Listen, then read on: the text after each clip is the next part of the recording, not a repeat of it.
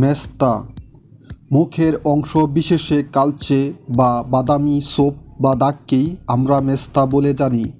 চিকিৎসা শাস্ত্রের ভাষায় এটিকে মেলাজমা বলা হয়। মুখের মধ্যে গালের উপরিভাগে এটি সবচেয়ে বেশি দেখা যায়। প্রথম অবস্থায় ছোট আকারে দেখা দিলেও এটি আস্তে আস্তে ছড়িয়ে যায়। মেস্তা নারী পুরুষ উভয়ের হতে পারে।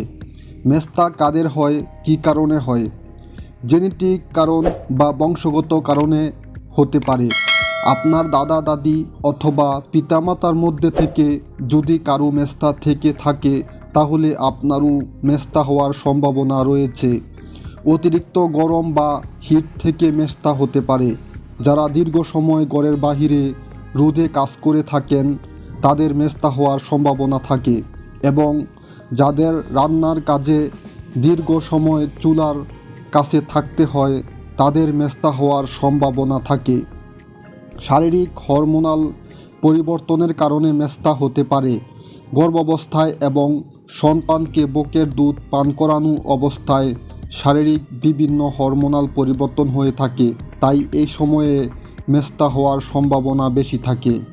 যারা জন্ম নিয়ন্ত্রণের পিল সেবন করে থাকেন তাদের মেস্তা হওয়ার সম্ভাবনা রয়েছে। চিকিৎসা মেস্তার চিকিৎসা দীর্ঘমেয়াদী বা অনেক দিন যাবৎ চিকিৎসা চালিয়ে যেতে হয়, কারণ মেস্তা ভালো হওয়ার পরে আবার ফিরে আসে।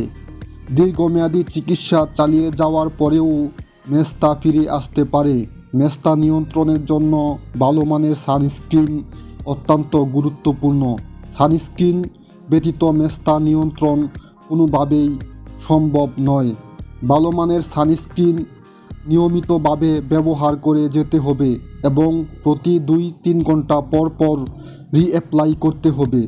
সানস্ক্রিন ব্যতীত মেস্তার চিকিৎসা সম্ভব নয়। মেস্তা দূর করার জন্য বাজারে অনেক রকমের ক্রিম এবং ঔষধ রয়েছে, তবে এই সমস্ত ঔষধ ব্যবহার করতে চাইলে অবশ্যই স্কিন বিশেষজ্ঞ চিকিৎসকের পরামর্শ নিতে হবে। চিকিৎসকের পরামর্শ ব্যতীত এই সমস্ত ক্রিম ব্যবহার করলে মেস্তা দূর করার পরিবর্তে অনেক বড় ধরনের ক্ষতির সম্মুখীন হতে পারেন, কারণ এই সমস্ত মেডিসিনগুলোর মারাত্মক পার্শ্ব প্রতিক্রিয়া রয়েছে। এছাড়াও মেস্তা দূর করার জন্য আধুনিক চিকিৎসা পদ্ধতির মধ্যে রয়েছে কেমিক্যাল পিলিং। কেমিক্যাল পিলিংয়ের মাধ্যমে মেস্তা যুক্ত চামড়াটুকু তুলে ফেলা হয়।